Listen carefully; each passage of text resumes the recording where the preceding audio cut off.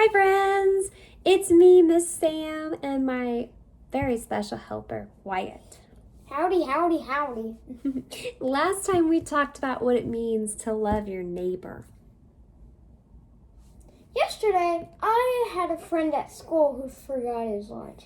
So I asked the teacher first, and then I shared mine so they wouldn't be hungry. Wyatt, that's great. I shared some of my sandwich. You did. That's such a great way to be a good friend. Does the Bible say anything else about being a good friend? It sure does. John 13:34 says, "A new commandment I give to you, that you love one another, just as I have loved you. You are also to love one another." Jesus loves us. Therefore, it's our job to love other people. When you act out of love all the time, it makes it really hard to sin against somebody else. Well, that sounds hard. It can be sometimes. But the Bible tells us in Matthew 22:37, which of all the rules in the Bible is the most important. Jesus says that loving the Lord love the Lord your God with all your heart, soul, and mind. That is the most important command. And the second command is like the first. Love your neighbor as you love yourself. All the law and all the writings of the prophets depend on those two commands. What do you mean? Well, when we love our neighbor as ourselves, we don't steal from them because we wouldn't want somebody to steal from us. We wouldn't lie to them because we wouldn't want someone to lie to us. We wouldn't want to make somebody feel bad or to hurt them because we wouldn't want anything like that to happen to us. And we would never hurt anybody because we would always be loving towards them. What if I don't love everyone? I don't even know sometimes. Well, you don't have to love them in the same way that you might love your mama or your daddy. It just might means that you're loving in the way that you respond. If somebody does something mean to you, you can get mad and be mean back, and that'll show them. Or you can choose to be kind and forgiving. If someone takes advantage of you or takes something of yours, you can kindly approach them and say, "Hey, can I have my scissors back? Thanks, I appreciate that."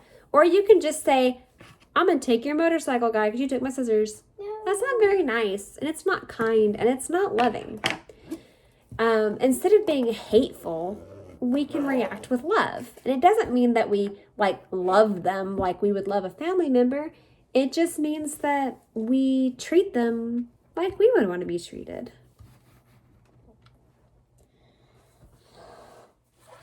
Wow, I will try that. I hope it's worth it. It's always worth it to be good and kind and loving.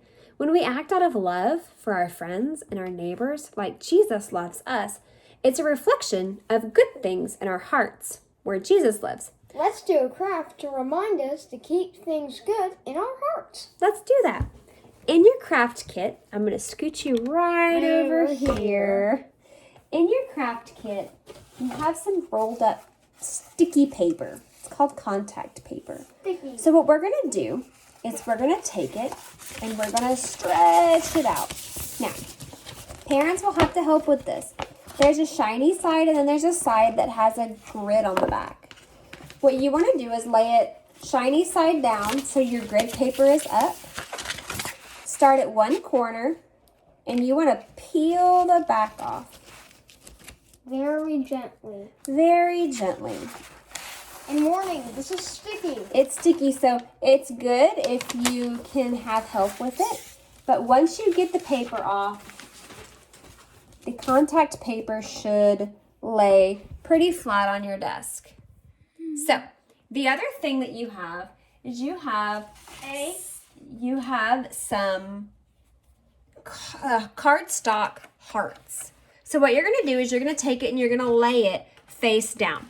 Now, I've already prepared an example, so I'm going to show you what that looks like in just a second. You also have a whole bunch of these little tissue paper pieces. Now, if you've been in my class before, you know that typically means we're going to stick them to something, and you would be right. So, I'm going to take my contact paper, move it over there, and I'm going to take these pieces of tissue paper and I'm going to stick them inside the heart. So, here's the example that I've already done. This is still really sticky. So, here's my heart. So, what we're going to do is you have a second heart, and it matches. Can you hold my phone a second? Just like that. So we're going to take the heart, and we're going to match it up on top of the other one. Just like this, so that it covers all of the other pieces. And then we're going to take our extra piece that we've taken the backing off of, and this is the sticky side. And we're going to put the sticky side down, just like this. And then we're going to smoosh it out. Smoosh. Smoosh, smoosh, smoosh, smoosh, smoosh. So now it's not sticky.